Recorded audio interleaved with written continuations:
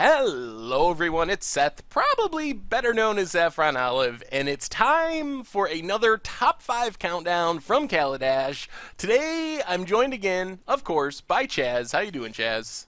What's up? How's it going? It's going well. Today, we get to talk about the multicolored cards from the set, and this is a pretty exciting group of cards because we had a lot of planeswalkers and some really potentially push stuff in the Oh yeah. multicolor group. So Yep. we actually have some honorable mentions today. We have a couple of uncommons we wanted to mention. They did not quite make the top 5, but they're worth talking about. Voltaic Brawler and Veteran Motorist. A couple of aggressive 2 drops for different decks. So, Chaz, what are your thoughts on these cards? Yeah, these are really, really strong for two converted mana cost creatures. We've talked about Voltaic Brawler in other videos when it comes to the being a curve into Lafnu Hellion or even to the Hydra in the green video. I mean, this is just it's insane. I mean, it gives itself 2 energy. You can then use that energy. I mean, even if you're not even using energy at all, for 2 turns, you're getting a 4/3 with trample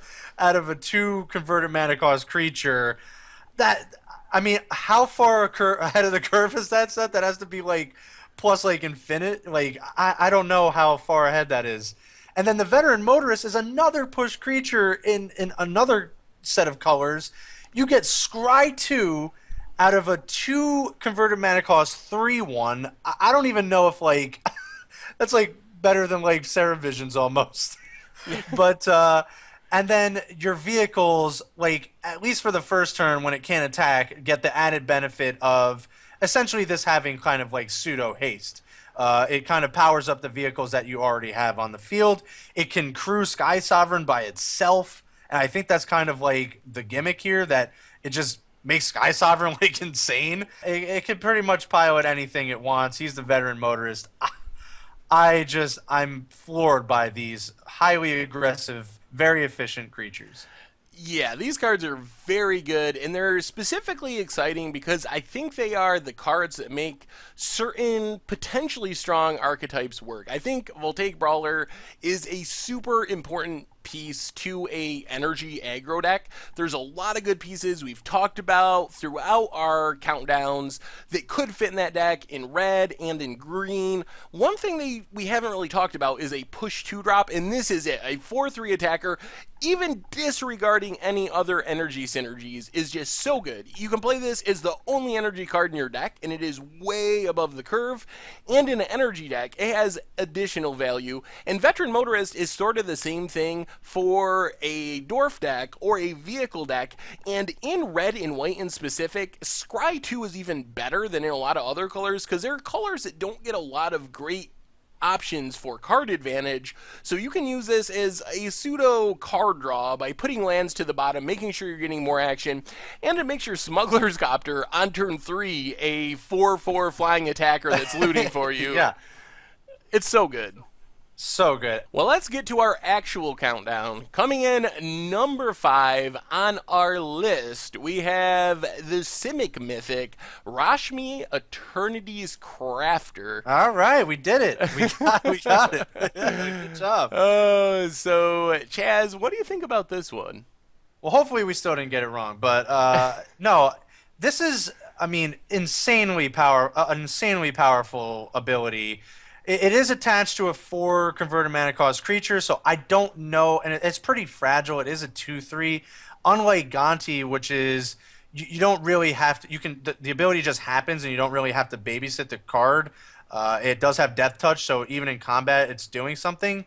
This is really a build around type card where you have to kind of protect it and be able to keep reusing this ability. But if you do untap with this, I mean, great things are going to happen. And obviously, it has some pushed additional goodness in EDH and what have you. In all honesty, I think our honorable mentions are going to see way more play in standard than Rashmi.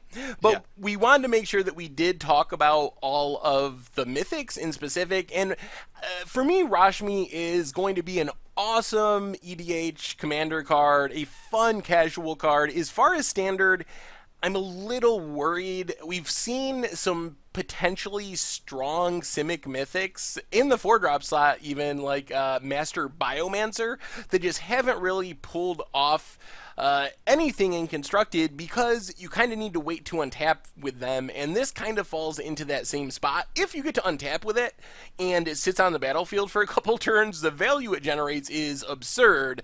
The question is, how often is that going to happen in standard? So I'm skeptical, but it could happen because it is super powerful if you get to untap with it. Yeah, I'm not hugely positive on the outlook of this card in constructed, but I mean it really powerful. So when it's working well. It's kind of fragile, and it's a lot to be paying for 4 mana for a creature that does really nothing on the first turn it comes into play. Well, let's move from the world of Simic to the world of Is It? Number 4 on our list. It's Planeswalker time. We have Saheeli Rai. So, Chaz, I think you like this Yeah. one more than I do. So go ahead. I do. I a lot of I mean the track record of 3 converted mana cost planeswalkers in standard is essentially 100%. It is 100% actually, and I know I sound like a broken record, but and maybe people want to argue that this is the first 3 converted mana cost that won't see play, but I still have high hopes for Saheeli Rai. If you look at it as sort of a weird but somehow similar Ajani Caller of the Pride, it starts to make a little bit more sense. It's doing kind of the same things in an aggressive shell, and it relies on cards essentially being on the battlefield before it can actually really do anything. Saheeli, the +1, is obviously a little bit better than Ajani Caller of the Pride's +1 back in the day because you don't need a creature to do it, so it can just sort of sit out on the battlefield. But yeah, we talked about this card a lot on the podcast, and I'm still really hyped. Not really hyped, but I'm really all in on Saheeli being at least somewhat playable, if not a little bit fringe. I am excited to do some janky infinite combos. Yes, like there is infinite combos with this. there are some sweet things you can do to make infinite Saheeli Rise with like liquid metal coating. Also with Sun Titan, you can make infinite Sun Titans with 2 copies, getting one back out of your graveyard, and so you can do some really cool, sweet things. As far as standard, you are right. 3 mana walkers have a 100% have a 100% track record. Every single one has been between playable and awesome. I think Saheeli Rai will be at near the bottom of the list, maybe at the very bottom of the list, but I think she still will see some amount of play, and it's possible that I'm massively underrating her and she's really good because we've seen that before with cheap planeswalkers. As recently as Liliana the Last Hope, the initial reaction wasn't, oh my god, this is the best card in standard, and then a month later, everyone was like, oh my god, this is the best card in standard. Yeah. So it could happen again because that tends to happen with cheap planeswalkers that don't look obviously broken when you first look at them. Yeah, and I think that's a key point too. I mean, on the surface, even if it doesn't look powerful, I mean, we've always essentially been wrong. Well, not really wrong, just we don't get to really see the card in the standard vacuum, and we don't really see how it interacts with other cards. And I think this has some upside.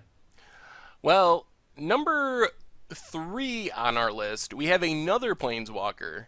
This one is one I am super excited about.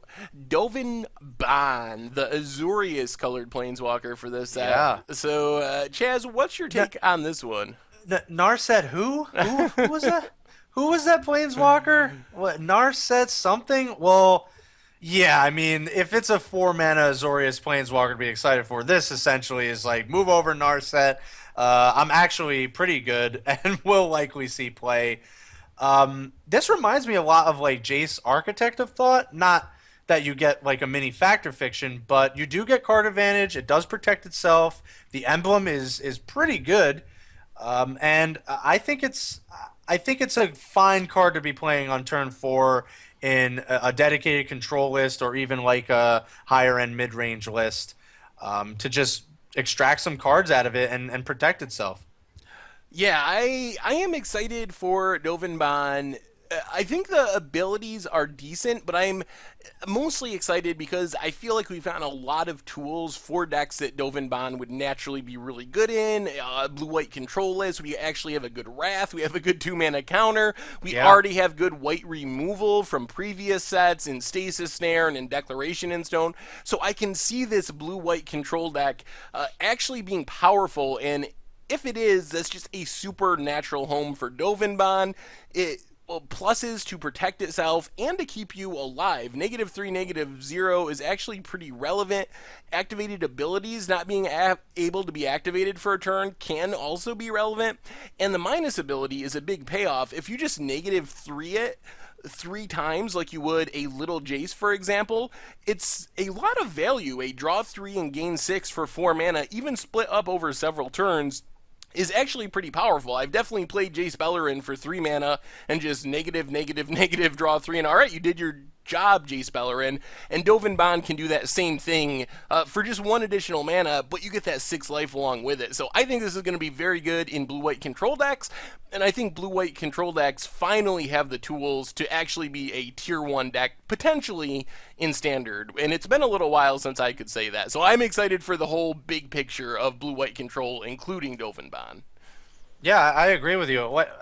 I think you said it best. If the tools are all there, and this is just another great tool to add to that. The surrounding cards, like you said, the counter, the board wipe, the early kind of action between a control list and other decks where you're interacting. You could drop Dovin Bond, and then you can just kind of wipe the board and let Dovin Bond really refill your hand or stave off new attackers.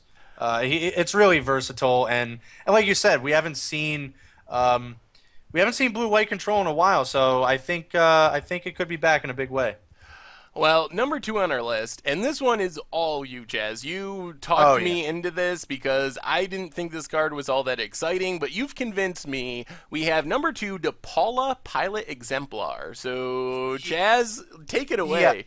yeah. So I've done a little bit of just very preliminary deck building and testing. This thing is insane. I don't know. I think like dwarven artifact or just red white and just there's like a subtype of dwarf in there. I think is very viable. I think if we curve out or when you curve out the exemplar into Thopter's Copter into or Smuggler's Copter rather into Depala, it's just brutal. And if you untap with Depala, I mean we don't see many aggressive cards, especially tacked onto a Lord. So it's really doing like a lot of different things. It can keep you in the game. It's if you get a couple activations or even one activation, it's going to be really hard for your opponents to keep up with card advantage coming out of like an aggressive style list. And I know it is legendary, but it still is all upside. They're likely going to have to target this for removal, and additional copies of this is just as good because it gets to power up your earlier turns. It gets to crew basically any vehicle worthy of constructed play, and I think Debala is a lord that we haven't seen in quite some time. I mean, it's insanely valuable and insanely pushed. Yeah, I think the big thing that actually made me come around on this card a little bit is the fact that the last ability, which might not seem all that obvious, but what it actually says is when DePaula crews a vehicle, you can pay X and do this. When I first read that, I was thinking, all right, when it becomes tapped, how do creatures become tapped? You attack with them. I really got to attack with this 3/3. But in a world where there's lots of vehicles, and with a card like DePaula that actively wants to be in a vehicle deck, all you really got to do to trigger that ability is tap it to crew your Sky Sovereign or your Smuggler's Copter, and you can pay a bunch of mana and potentially draw 2, 3, 4 cards, which is unheard of card advantage in the Boros colors. Like, that is a color combination that really struggles with that, and it gives a Boros aggro vehicle whatever deck a lot more resilience to sweepers and removal that it doesn't usually have. It actually has a way to refill with just one card in DePaula, so that's what made me come around and think this card actually could have a place, combined with my excitement for an artifact aggro deck, because all the pieces seem there for that deck as well. Yeah, absolutely. All the dwarves of Middle Earth should be really happy because they finally have a lord to rally behind in Depala. I'm super excited. It's been a long time since we've seen dwarves, and I mean, these dwarves are insane. I mean, Depala is just like you said. It's such a great stop in that curve, and it could just keep the card advantage coming and keep an aggressive style red white artifacts list in the game and just keep the stream of dwarves, which are we've seen are really kind of pushed and really ahead of the curve, and the vehicle is just coming. I mean, it's great. Well, last but not least, we have our number one multicolor slash land card, and here again, we went predictable. We have number Yes. one, the Fast Lands, which not only, in my opinion, are number one in the multicolor slash lands category, but number one most important cards in the set, period. Forget about Chandra, forget about the vehicles. These are the best cards in the entire set. What do you think, Chaz? I agree with you. It's been a long time since this cycle has been, well, it's now completed, but these just have a great amount of applications even outside of standard. It's a great land to have in standard because we do lose the pain land. So these are great replacements, and while they aren't so friendly to our colorless friends, the Eldrazi, these are awesome. I mean, just the applications in Modern alone can be an entire 15-minute video. We talked about this in the podcast, but I'm happy to see this cycle now completed and now very viable in Standard. Yeah, this is a great land cycle for standard, essentially replacing the pain lands and being actually good replacements. We had the lands from Eldritch Moon or Shadows over Innistrad block. Those lands actually aren't that great. They come into play tapped a lot, so we needed another aggressive land cycle for standard to replace the pain lands, and the fast lands do just that. The bigger deal is it balances modern. In modern, we've had this unbalance of land cycles where some color combinations have these lands, some color combinations do not, and now everything's equal, so it'll be very interesting to see what this does to modern. I don't think it just spawns new decks because mana fixing in modern is already very good, but I think it can be a bit of a push in one direction over another, from Abzan to Jund or from Jund to Abzan, things like that, which before, if you had a tiebreaker, the fast land being available to black-red but not to black-green or black-white could be the tiebreaker. Now those considerations are off the table and everything is finally fair and balanced, and mana in modern is now about as good as it gets. Like, it's going to be very difficult for anything to replace fetches, shocks, and fast lands, full cycles of each of those, barring Wizards reprinting things like the original duels and getting rid of the reserve list. But modern mana is now perfect and it's fair for all color combinations. Yeah, absolutely. And I think that's the real key point. I don't know if it spawns new archetypes or really boosts one archetype to absurdity, but you're right. It provides an even playing ground in Modern in terms of the mana base, and everything is sort of now even, and there's no more considerations or tiebreakers. Each deck can now rely on these fast lands, and I think it just overall just kind of makes everything more consistent. So maybe some decks get additional benefit from that. So we look at something like Infect, where it was already pretty efficient. Maybe this is now another plus where Infect is even better than it was. But in retrospect, the other decks get these fast lands, so they kind of bring it up to a different level. So I feel like it's just great all around for the decks that didn't have these before that can now see a little bit of a boost and be on an even playing ground with, like you said, the Abzan Jund debate or what have you. Anyway, that wraps up our week of top fives from Kaladesh. So a big thanks again to Chaz for joining me, and a huge thanks to all of you for hanging out and watching. Make sure to let us know in the comments, do you like this better than the old style of set reviews? The long form, 30-minute videos talking about every rare mythic? Do you prefer the shorter top 5 format, or would you rather have the long form video? So make sure to let me know in the comments. Have a blast playing Kaladesh. It looks exciting. I can't wait to start brewing decks. So thanks one more time to Chaz and to all of you, and I will talk to you soon.